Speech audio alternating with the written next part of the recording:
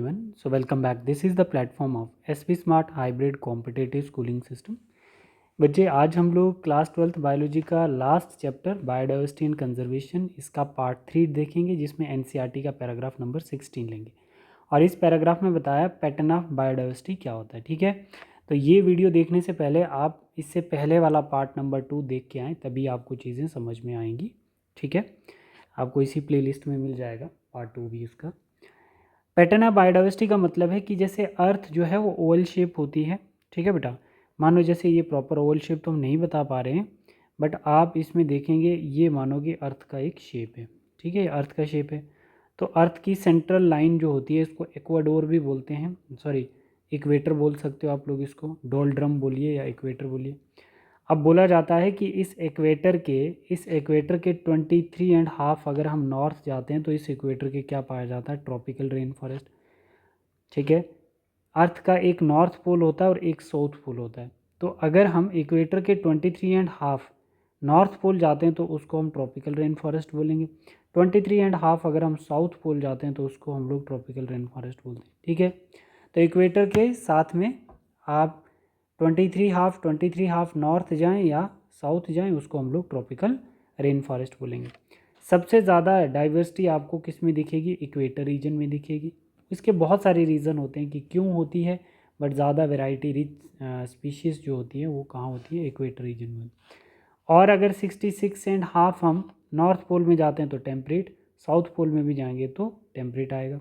और फिर उसके बाद अगर हम फर्दर 71 डिग्री नॉर्थ चले जाते हैं तो पोलर रीजन आ जाएगा। इस साइड आपका भी पोलर रीजन साउथ पोल पे। तो हमने यहाँ पर ये चीज़ देखी है कि जो भी इक्वेटर से वैरायटी इंक्रीज़ करती है टूवर्ड द पोलर रीजन्स, तो उसी को हम क्या कहते हैं, latitudinal gradients. Latitudinal gradient means the diversity of plants and animals is not uniformly through out the world. पूरी दुनिया में प्लांट्स और एनिमल की जो डाइवर्सिटी होती है, वैरायटी जो होती है, वो यूनिफॉर्मली डिस्ट्रीब्यूट नहीं होती है। पोलर रीजन्स में कम हो जाती है और इक्वेटर रीजन में ज़्यादा होती हैं। ठीक है, through the world but shown A rather uneven distribution होती है। यहाँ पर स्पीशीज ज़्यादा होंगी, यहाँ पर कम होंगी। For many group of animals and plant there are interesting pattern in diversity. तो प्लांट्स और एनिमल का इस पैटर्न ऑफ डाइवर्सिटी जो है बहुत इंटरेस्टिंगली है कि इक्वेटर रीजन्स में सबसे ज़्यादा, उससे कम ट्रॉपिकल में, उससे कम टेम्परेट में, सबसे कम पोलर रीजन। तो ये बड़ा इंटरेस्टिंग सा पैटर्न होता है इस डाइवर्सिटी का, from equator to pole regions. ठीक है, the most well known being a latitudinal gradient, मतलब diversity differences in diversity, the general species diversity decreases as we move away from the equator toward the pole. बोल रहा है कि जो species diversity है वो डिक्रीज होती जाती है जब भी हम इक्वेटर से पोल की ओर मूव करते हैं। समझ आया बच्चे? ठीक है, अब आपने देखना है कि डाइवर्सिटी ऑफ स्पीशीज सबसे ज़्यादा इक्वेटर पे, उससे कम tropical rain forest, then temperate, और उसके बाद पोलर रीजन में सबसे कम स्पीशीज होती है। हम यहाँ पे एक बारी देख लेते हैं। देखो, जैसे मैं आपको बता देता हूँ बेटा, इक्वेटर जो अर्थ के सेंट्रल लाइन होती है उसको इक्वेटर कहते हैं। तो डाइवर्सिटी ऑफ स्पीशीज हमने देखा कि ट्रॉपिकल रेन फॉरेस्ट पे कंट्री कौन सी, कोलंबिया आती है, इक्वाडोर आती है। ठीक है, टेम्परेट रीजन्स पे न्यूयॉर्क आ जाता है, यूएसए आ जाता है, और पोलर रीजन्स पे ग्रीनलैंड कंट्री आती है। तो मतलब ये जैसे हमारी अर्थ है, तो आप देख सकते हो कि कोलंबिया और इक्वाडोर कहाँ आ रहा है बच्चे, ये आपके इक्वेटर रीजन्स पे आ रहे हैं, है ना। किस पे आएंगे बच्चे, जैसे कोलंबिया आ गया, ये ट्रॉपिकल रेन फॉरेस्ट पे आ गया। ठीक है, टेम्परेट यूएसए में आ गया, है ना। जैसे टेम्परेट रीजन्स में क्या आ जाता है, यूएसए, और पोलर रीजन्स पे आपका क्या आ जाता है, ग्रीनलैंड। तो यहाँ पर हम एक स्पीशीज़ देखते हैं। ठीक है, इन डिफरेंट रेंजेस में, जैसे ये कंट्रीज़ आ गई, ये स्ट्रक्चर, ये क्या आ गया बच्चे, स्पीशीज ऑफ बर्ड, स्ट्रक्चर नहीं, स्पीशीज ऑफ बर्ड। कोलंबिया में कितनी है, 1400 स्पीशीज, न्यूयॉर्क में 105 और ग्रीनलैंड में 56। तो आप देख रहे हैं बच्चे स्पीशीज का नंबर कैसे डिक्रीज हो रहा है। कोलंबिया आपका ट्रॉपिकल रेन फॉरेस्ट, न्यूयॉर्क आपका टेम्परेट, ये आपका पोलर रीजन। तो कैसे कैसे स्पीशीज का नंबर कम होता जा रहा है बेटा। ठीक है, ठीक है। तो यहाँ पर देख लीजिए क्या बोल रहा है, विद वेरी फ्यू एक्सेप्शन, कुछ स्पीशीज़ को छोड़ के ट्रॉपिक रीजन जो लेटीट्यूडनल रेंज है 23.5 north, 23.5 south, harbour more species than the temperate. बोला है कि इस ट्रॉपिकल रीजन पे टेम्परेट के कंपैरिजन में ज़्यादा स्पीशीज होती हैं और पोलर एरिया के कंपैरिजन में।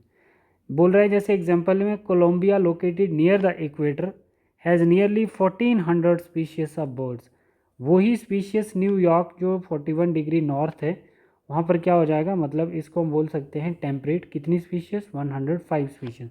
एंड ग्रीनलैंड वो कौन सा रीजन आपका, पोलर रीजन, जहाँ 71 डिग्री नॉर्थ उस पर 56 स्पीशीज इन्हीं किसकी, बर्ड की स्पीशीज। तो आप देख रहे हैं इक्वेटर से जब हम पोलर रीजन्स के लिए मूव करते हैं तो कैसे कैसे स्पीशीज का नंबर कम होता जा रहा है, वैरायटी स्पीशीज की कम होती जा रही है। ठीक, बोल रहा है कि with much of its land area in the tropical latitude has more than 1200 species of birds. A forest in a tropical region like Ecuador has up to 10 times as many species of vascular plant as a forest as equal to the temperate region. बोल रहा है कि tropical, जो आपका tropical region है बेटा equator के जो पास है, टेम्परेट के कंपैरिजन में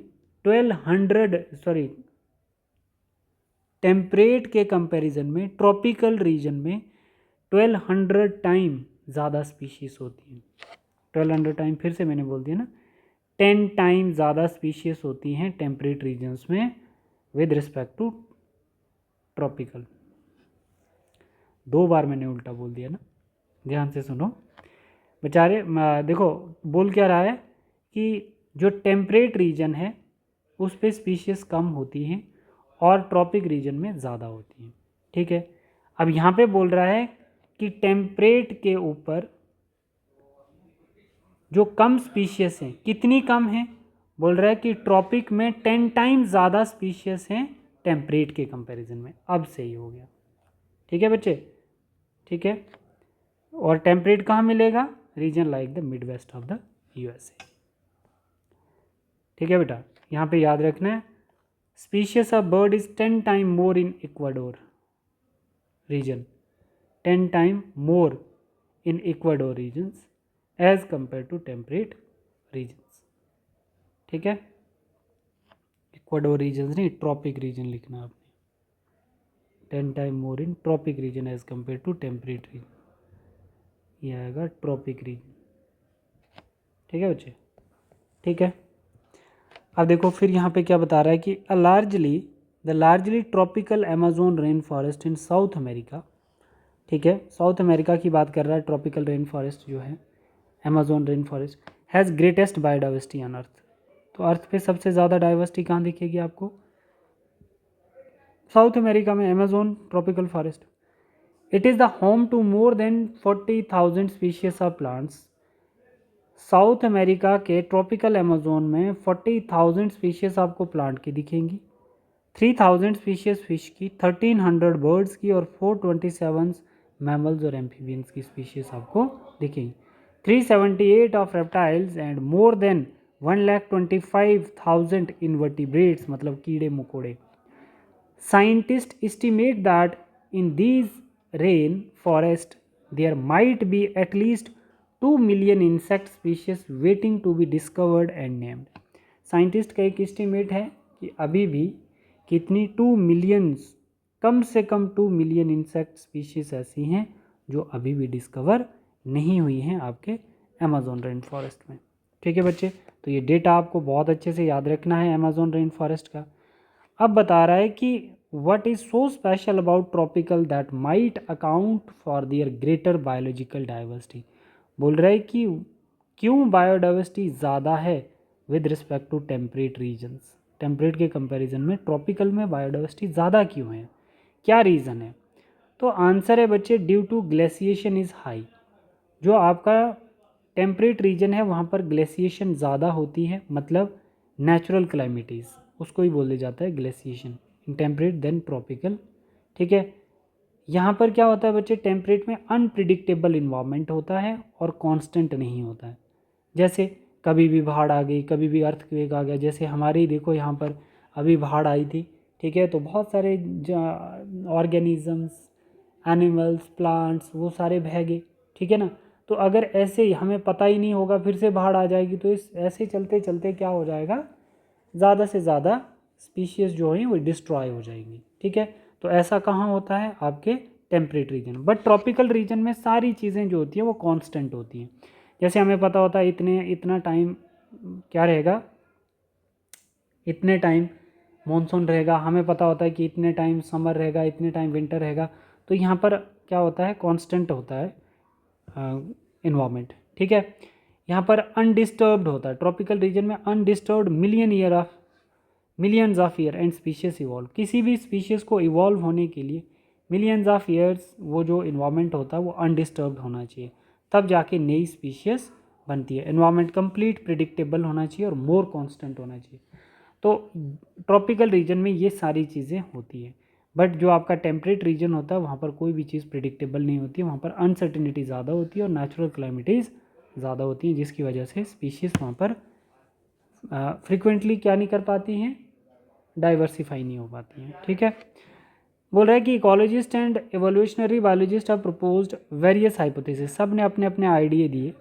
सम इम्पॉर्टेंट वंस, कुछ इंपॉर्टेंट आइडियाज़ थे कि speciation is generally function of time. किसी भी नई स्पीशीज़ को फंक्शन करने के लिए उसको टाइम चाहिए। अनलाइक फंक्शन तो रिप्रोडक्शन भी हो सकती है ना। Unlike temperate region subjected to frequent glaciation. तो टेम्परेट रीजन्स में क्या हो जाता है, frequent glaciation, uncertainty, natural calamities आ जाती हैं, ठीक है। Tropical latitude have remained relatively undisturbed for millions of years, ठीक है। जो ट्रॉपिकल है उसमें कोई ऐसा नहीं होता है, वो मिलियंस ऑफ ईयर से क्या है, रिलेटिवली अनडिस्टर्ब्ड है।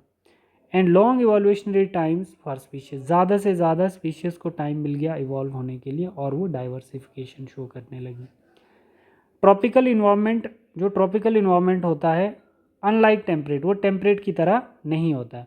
वन आर लेस सीजनल, एक तो वो लेस सीजनल होगा, रिलेटिवली मोर कांस्टेंट होगा और मोर प्रिडिक्टेबल होगा। समझ आए बच्चे, ठीक है। तो ये करवा दिया मैंने आपको। अब हम देखते हैं 20 पैराग्राफ। सच कांस्टेंट इन्वायरमेंट प्रमोट, ये जो कांस्टेंट इन्वायरमेंट होता है ट्रॉपिकल फॉरेस्ट का, तो ये क्या करेगा, निश स्पेशलाइजेशन। निश का मतलब होता है कि उस स्पीशीज़ की प्रोफेशनल एक्टिविटीज़ को इंक्रीज़ करेगा। मतलब उसका प्रॉपर रेस्ट क्या है, उसका रिप्रोडक्शन फेज़ कौन सा है, वो मूव कितना करती है, रेस्ट कितना करती है, वो होता है निश ऑफ स्पेशलाइजेशन। तो जब किसी भी स्पीशीज़ का निश जो है वो प्रॉपर प्रोफेशनलाइज हो जाएगा, उसको प्रॉपर रेस्ट मिल रहा है, रिप्रोड्यूस कर रही हैं, तो उसी को बोला जाता है निश ऑफ। तो प्रोफेशनल जो उसके फंक्शनल करेक्टर हैं वो सारे परफॉर्म अगर करेगी कांस्टेंट इन्वायरमेंट में स्पीशीज़, तो वो ग्रेटर स्पीशीज़ डाइवर्सिटी बना देगी। देयर इज़, फिर रीज़न, मतलब क्यों ज़्यादा ट्रॉपिक रीजन पे स्पीशीज़ होती है, क्योंकि more solar energy available in the tropics which contribute to higher productivity. हमने पहले भी पढ़ा था, जहाँ पर सबसे ज़्यादा सनलाइट होगी वहाँ पर प्रोडक्टिविटी भी ज़्यादा होगी। This is in turn might contribute indirectly to greater diversity. तो इकोसिस्टम के अंदर ग्रेटर डाइवर्सिटी के लिए सनलाइट जो है वो इनडायरेक्टली रिस्पॉन्सिबल होती है, क्योंकि जैसे डायरेक्ट प्लांट रिस्पॉन्सिबल हैं सनलाइट के ऊपर, है ना, ठीक है, डिपेंडेंट हैं प्लांट सनलाइट के ऊपर। बट अब प्लांट के ऊपर सारी फूड चेन चलती है, तो सारे ऑर्गेनिज्म कहीं ना कहीं लाइट के ऊपर इंडिपेंडेंटली डिपेंडेंट होते हैं और फिर वो प्रोडक्टिविटी करेंगे। जैसे यहाँ पे देखो species area relationship. Species area relationship एक बहुत अच्छा एग्जाम्पल है इसका, है ना। स्पीशियस एरिया रिलेशनशिप, जैसे हम लोग इसमें देखेंगे कि जो स्पीशियस एरिया रिलेशनशिप होता है बेटा, आप देखिए जैसे ये हमारे पास एक छोटा सा एरिया है, तो इसमें स्पीशीज़ भी कम होगी। जैसे मैं एरिया बढ़ाऊंगा स्पीशीज़ 10 हो गई, और एरिया बढ़ाया 15 हो गई, और एरिया मैंने इंक्रीज़ किया बच्चे, तो फिर स्पीशीज़ 10 हो गई। मतलब ये नॉर्थ पोल है और ये मेरा साउथ पोल है। ये कौन सा पोल है बच्चे, साउथ पोल है। तो आप मुझे बताओ, तो ये मेरी लाइन क्या रिप्रेजेंट कर रही है बेटा, इक्वेटर, ठीक। तो जैसे जैसे मैं इक्वेटर से नॉर्थ पोल जा रहा हूँ या इक्वेटर से साउथ पोल जा रहा हूँ, ठीक है बेटा, तो मेरा स्पीशीज़ का नंबर एकदम से बढ़ेगा और फिर डिक्रीज़ हो जाएगा, क्योंकि पोलर रीजन पे स्पीशीज़ का नंबर कम होता है। तो यहाँ पर भी इसने क्या बोला है, यहाँ पे इसने बताया है ड्यूरिंग हिज पाइनियर, पाइनियर होती है बिगिनिंग वाली स्पीशीज, एंड एक्सटेंसिव एक्सप्लोरेशन, जैसे जैसे आप एरिया बढ़ाते हो, in the wildness of South American jungles, है ना, साउथ अमेरिका के जंगलों में, the great German naturalist and geographer Alexander von Humboldt, scientist का नाम है, इन्होंने देखा कि within a region of species richness मतलब variety of species in a particular area, increase with increase explore area. तो वैरायटी स्पीशीज की कैसे मिलेगी, जैसे जैसे आप एरिया इंक्रीज करते हो, but only up to the limit. Only up to the limit का मतलब होता है ऐसा नहीं है कि लास्ट तक जब आप एरिया बढ़ाओगे तो स्पीशीज बढ़ती जाएंगी, नहीं, पोलर रीजन्स पे फिर स्पीशीज कम हो जाती हैं। In fact the relation between species richness and area for a wide variety of taxa, angiosperm plants, birds, bat, fresh water fishes, इन्हीं को हम टैक्सा कहते हैं, turn out to be the rectangular hyperbola. ठीक है, कहीं यहाँ पे आपको ज़्यादा नंबर दिखेगा बट आगे फिर कम हो जाएगा टैक्सा का नंबर। ठीक है, तो आप डायग्राम देख सकते हैं बेटा।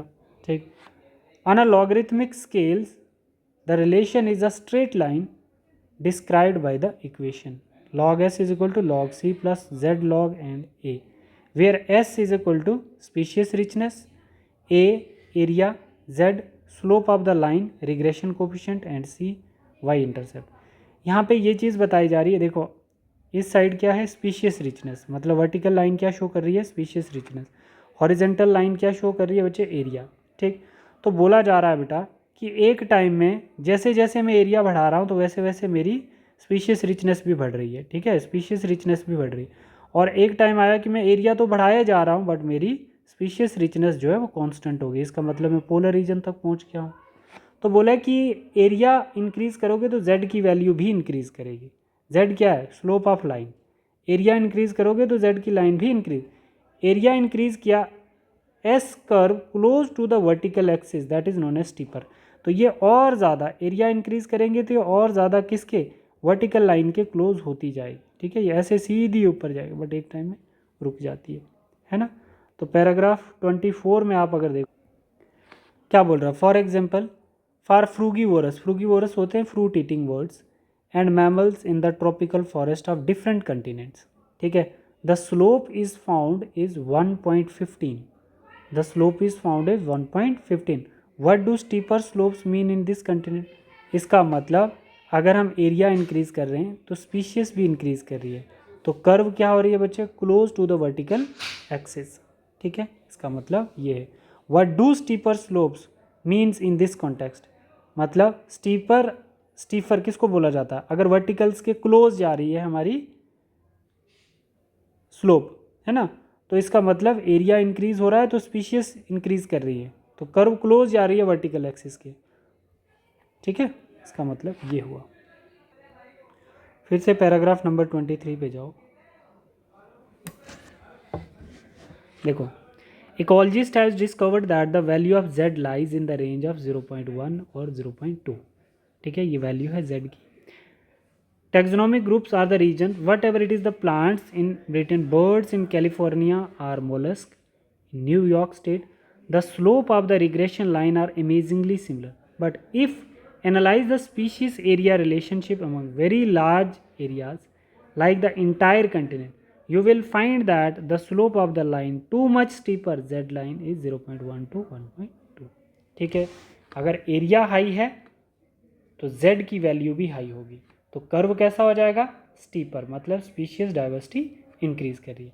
अगर एरिया कम है z की वैल्यू भी कम हो जाएगी, और कर्व कैसी हो जाएगी बच्चे, स्टीपर नहीं हो जाएगी, वो फिर ऐसे आगे आ जाएगी। स्टीपर ये होता है, मतलब इसके ऐसे जा रही है, ये स्टीपर है तो ये फिर आगे मूव हो जाएगा और स्पीशीज की वैरायटी डिक्रीज हो जाएगी। ठीक है, तो मैंने आपको यहाँ पर क्या समझाया बेटा, मैंने आपको समझाया कि अगर हमारा एरिया इंक्रीज़ कर रहा है तो z की वैल्यू भी इंक्रीज़ कर रही है, तो कर्व कैसी हो रही है, स्टीपर हो रही है, ये बताना था आपको। ठीक है बच्चे, ठीक है, तो यहाँ तक हम लोगों ने कर लिया बेटा, 23rd पैराग्राफ तक हमने कर लिया है, 24 भी हो गया हमारा। तो नेक्स्ट क्लास में हम देखेंगे importance of species diversity in the ecosystem, paragraph 25। Thank you, God bless you all.